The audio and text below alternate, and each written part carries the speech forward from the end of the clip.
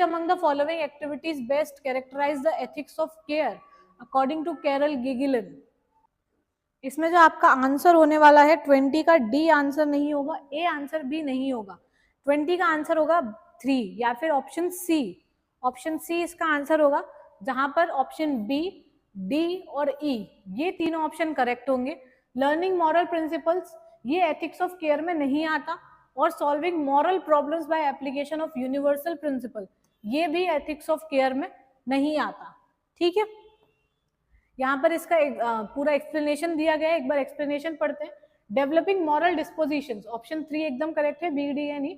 यहाँ पर गिगिलन का जो केयर एथिक्स है वो बताता है कि जो मॉरल डिस्पोजिशंस है, मॉरल इंप्लीमेंट है, मतलब मॉरली जब आप कोई चीज सीखते हो तो उसमें क्या क्या है, empathy, sensitivity and building the capacity for the care, मतलब ये सारी चीजें आप सीखते हो मॉरल डिस्पोजिशंस को। देन है आपके पास सीकिंग कॉन्टेक्चुअल रिस्पॉन्सेस, जब आप कॉन्टेक्स्ट के अकॉर्डिंग रिस्पॉन्स करते हो, ठीक है, कोई भी प्योरली रूल गवर्न से रिस्पॉन्स नहीं करते, मतलब एक तो कोई रूल है आपके पास कि आपको ऐसे ही बिहेव करना है, एक है आप कॉन्टेक्स्ट को समझ के बिहेव कर रहे हो। यहाँ पर वो जो एग्जाम्पल है जो अपन ने इंडियन फिलोसफी में पढ़ा था, मेरी क्लास में आप लोगों ने पढ़ा होगा, इंडियन फिलोसफी में जो एग्जाम्पल पढ़ा था सेंधव वाला। अगर मैं सेंधव का मतलब क्या होता है, एक तरफ तो सेंधव का मतलब होता है हॉर्स,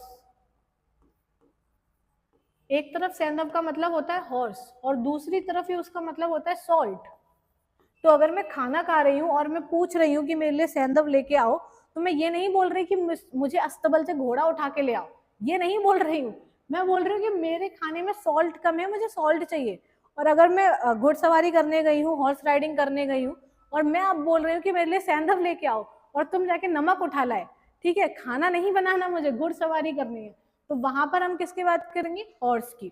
तो ये जो कॉन्टेक्स्ट के अकॉर्डिंग है वो ही चलेगा।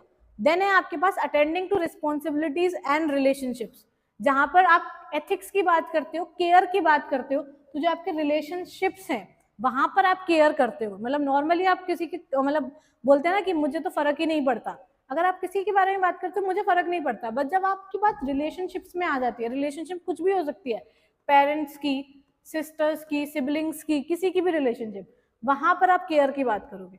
तो ऑप्शन 3 यहाँ पर करेक्ट है आप लोग का।